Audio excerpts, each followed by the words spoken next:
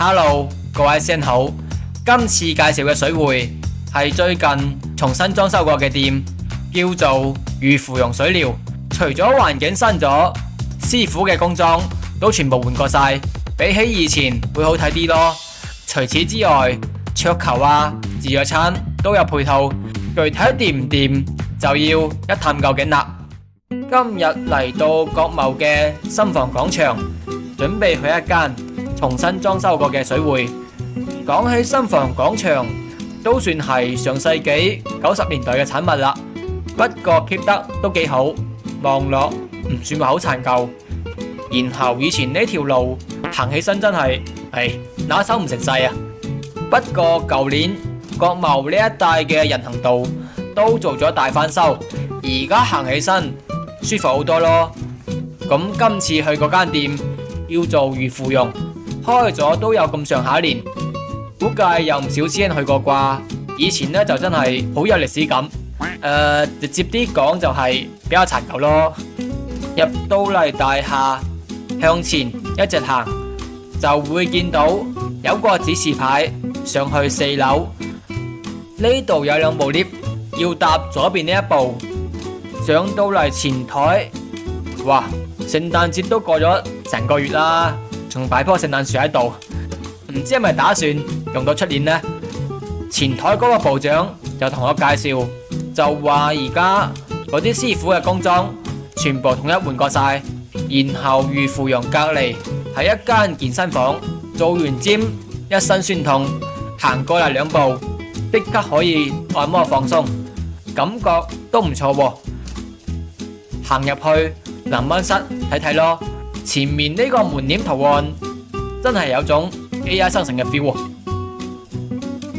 入到嚟裏面感覺 OK 喎，整體白白淨淨，更衣櫃數量夠晒多。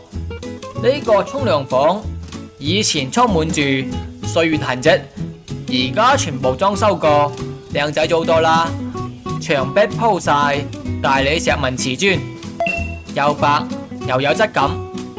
然後沖涼位空間夠闊落，試一下水壓都幾猛。最正呢係呢個花灑，有3檔模式，可以開細花灑啦、洗腳水龍頭同埋一個大花灑。呢個睇個人喜好切換啦。沖涼房出嚟就係用餐區，呢度每日下晝5點半有自助餐提供，菜式望落去都算過得去。特別呢一個湯落料夠晒足，唔會係外面2餸飯嗰啲洗鑊水。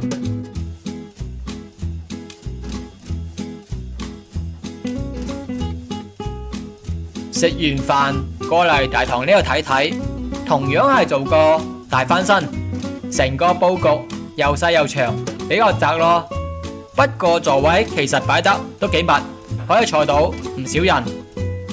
毛巾啊、靠墊都幾白淨，然後每個位都配有獨立電視。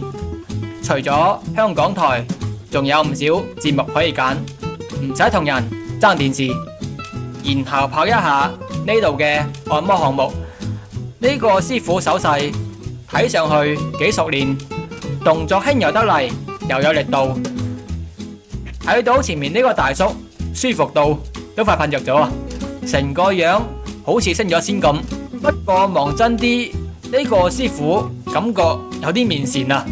係啊，都怪我平時去開會所比較多，真係唔記得之前喺邊度見過佢呢。所以我經常有一種感覺，場地係新嘅，不過嗰啲師傅好熟悉。然後問一下佢呢度大堂點樣收費？這邊大堂項目怎麼收費的？這裡送2個項目，小費多少錢？小費60、80、100。哦，按摩、按肩、按手都是送的。哦，行。可以鬆腿呀，鬆腿是98。鬆腿98了，小費呢？多少錢？小費也是80、100、120、150。嗯，那你會做什麼項目？我都可以啊。你這全能型。可以啊。拍完按頭肩項目，再嚟睇下呢度嘅坐椅。呢個師傅手勢都幾細心，拎住支籤係咁撩嚟撩去。不過都提醒下各位師兄，坐椅雖然舒服，但係真係唔好太過密，一個月一次都差唔多啦。坐椅坐得多，對個耳道其實唔多好。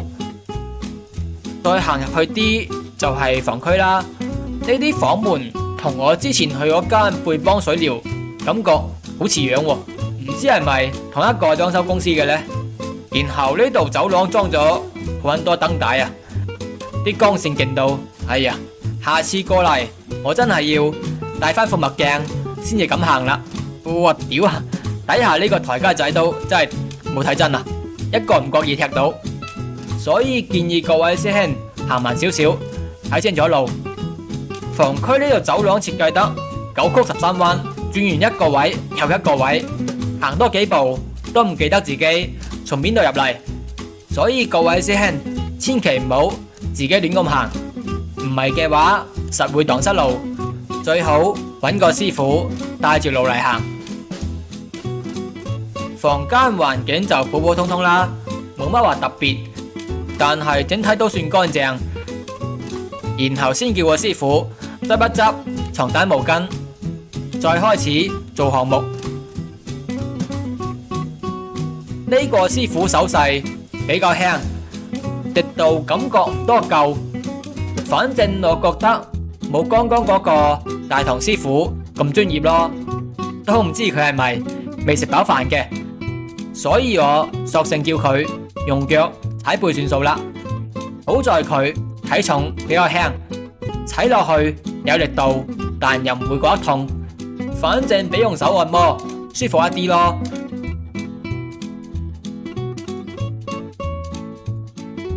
揼完骨出嚟，去個廁所，發現洗手間呢度嗰塊鏡面仲貼住出廠標籤，睇得出呢啲硬件配套真係夠新。然後見到剛剛嗰個師傅對住塊鏡都喺度收拾緊，就話準備收工走人，然後仲同我講下次可以中午過後揾佢，等佢食飽飯之後撳得會有力度一啲。呢個建議都幾實在，我記住先啦。